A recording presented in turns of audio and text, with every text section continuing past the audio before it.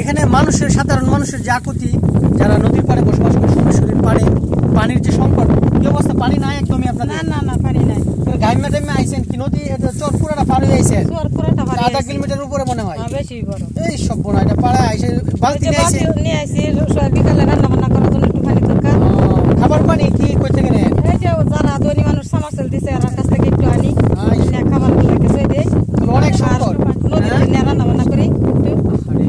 কি করবা, 2 দিনে 3 দিনে একদিন গোসল করি। হাই হাই, যখন নদী আইতারি না একটু ওই যে পায়ের সমস্যা আমার, পরে 2 দিন 3 দিনে আয় হারে গোসল করি, নাইলে উনি না দেয়। আচ্ছা তাহলে আপনার এখানে কয় মাস পানি থাকে পান আপনার টিউবওয়েলে? টিউবওয়েলে মাত্র 4 মাস থেকে 5 মাস। পুষ মাস থেকে পানি পুরো নাই। সময় পানি থাকে না? পানি থাকে না। হাই হাই, আমরা নদীর পাড় দিয়ে পুষ মাস থেকে পানি নাই। এই সর্বনাশ। অগ্রহণ মাসে ফন্ড পাইছি পানি, বাদার পানি পরে আর পানি পান না? না, পানি নাই। আজকে 5 মাস ধরে পানি টানা পানি পাওয়া যায়। এই যে বালতি ভরে নিয়ে যাবেন, পরে যে হ্যাঁ, দুইটা বালতি বাথরুমে পানি আনছি। কোথা থেকে আনেন? বাথরুমে আনছি অল্প অল্প করে একটু একটু একটু একটু। কি করব রে বাবা।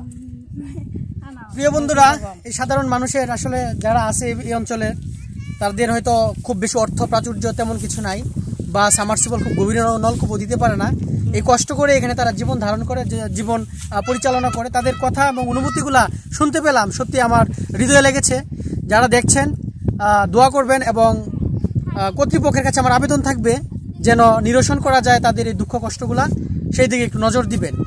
এটা সোমেশ্বরী নদী, ফারাংপাড়া, দুর্গাপুর ফারাংপাড়া সোমেশ্বরী নদী থেকে আমি এখন কথা বলছি।